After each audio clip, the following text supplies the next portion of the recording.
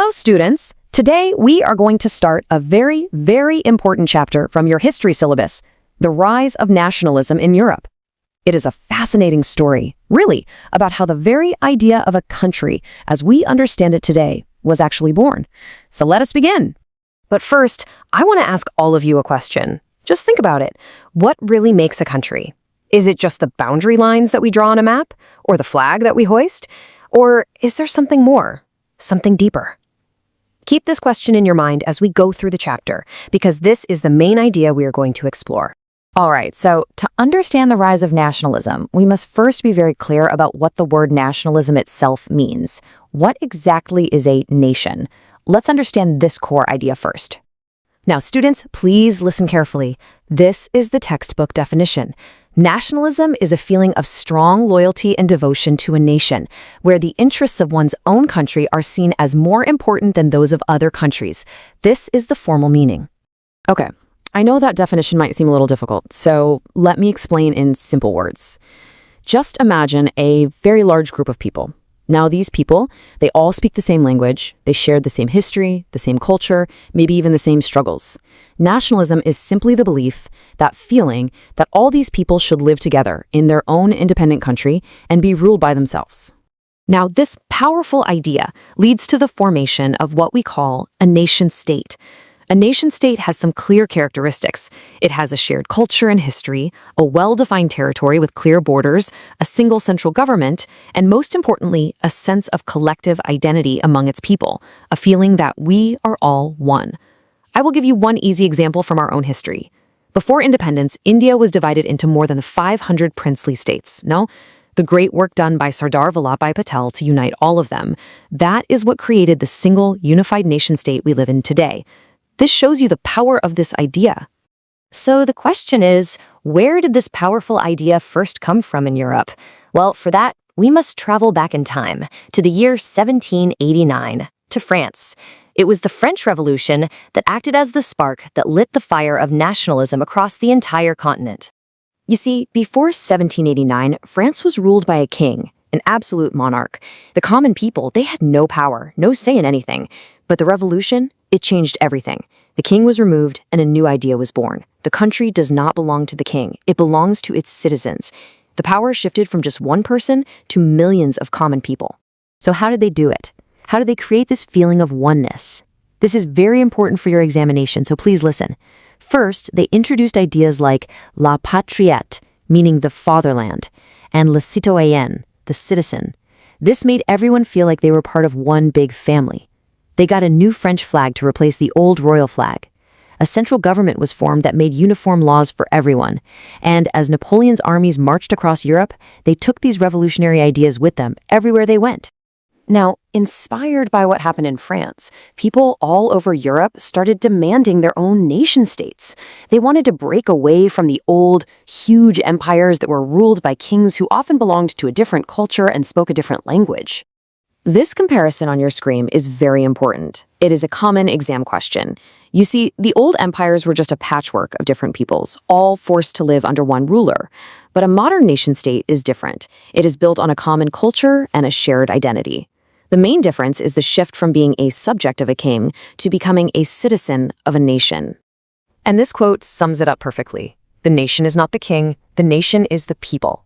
You must remember this point. The source of all power was now seen as the people themselves. The country belonged to them, not to some royal family. And this powerful idea, it had huge consequences. For centuries, places like Italy and Germany were not single countries. They were just a collection of many small kingdoms. But driven by this new spirit of nationalism, leaders like Garibaldi in Italy and Bismarck in Germany managed to unite all these regions to create the countries that we know today. But students, you must understand that every idea can have a good side and a bad side. Towards the end of the 19th century, this idea of nationalism in Europe began to take a very dark and dangerous turn, especially when it combined with another powerful force, imperialism. The feeling slowly changed from, we want our own country, to, our country is the best, and we must dominate other countries. Each nation wanted to prove its superiority. How? By building huge armies and navies, and by conquering colonies in Africa and Asia. This created intense jealousy and rivalry among the European powers.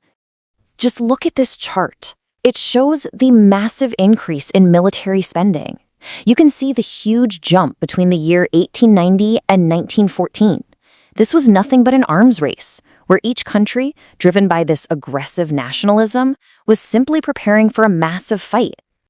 And what was the final result of all this hatred, this intense rivalry, this arms race? It was a catastrophic war that pulled in the entire world, the First World War, which began in 1914. Okay, we have covered a lot today. Now, before we finish, let us quickly revise the most important points for your exams. Students, please listen very, very carefully now. First point, you must remember this. The French Revolution was the starting point. It gave Europe the ideas of liberty, of equality, and most importantly, the concept that a nation is made up of its citizens. Second point, kindly note these points down. This spirit of nationalism had two major effects. One, it created new countries, like Germany and Italy, by uniting similar people. And two, it broke up old multinational empires because different groups inside them started demanding their own separate nations. And the final point, point number 3. And this is very, very important. When you write your answer, you must include this.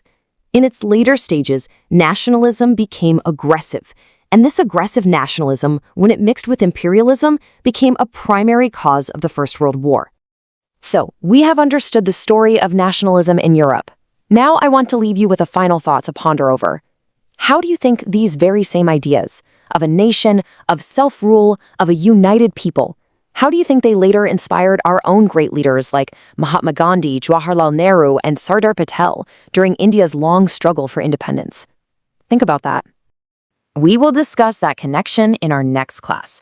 For now, please make sure you read the chapter thoroughly. I hope this is clear to everyone.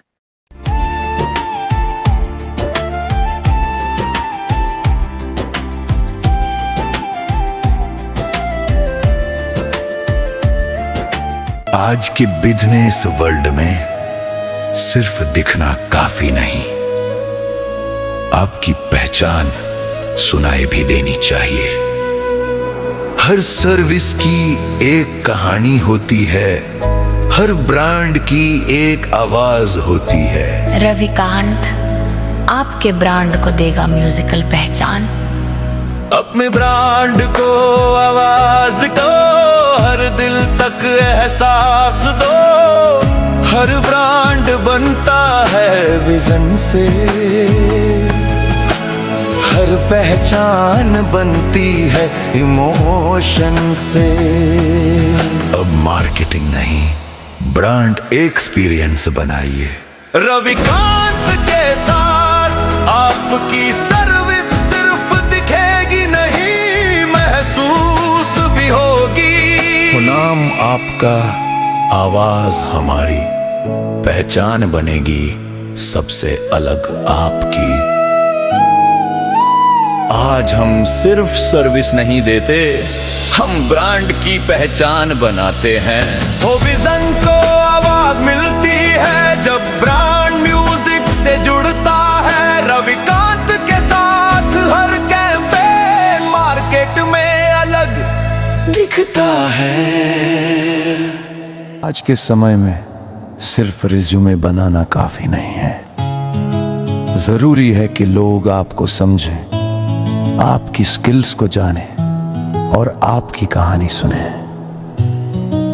आज social media पर जो दिखता है वही बिकता है। इसीलिए हम लाए हैं रिज्यूम एक्सप्लेनेशन वीडियो सर्विस, जहां आपका रिज्यूम ये प्रोफेशनल तरीके से ये आसान भाषा में समझाया जाता है। दिखो, इससे बनती है आपकी करियर रेपुटेशन और मजबूत होती है आपकी सोशल रेपुटेशन।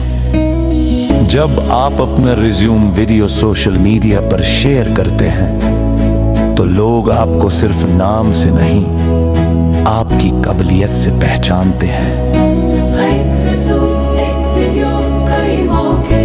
क्योंकि आपकी पहचान मायने रखती है।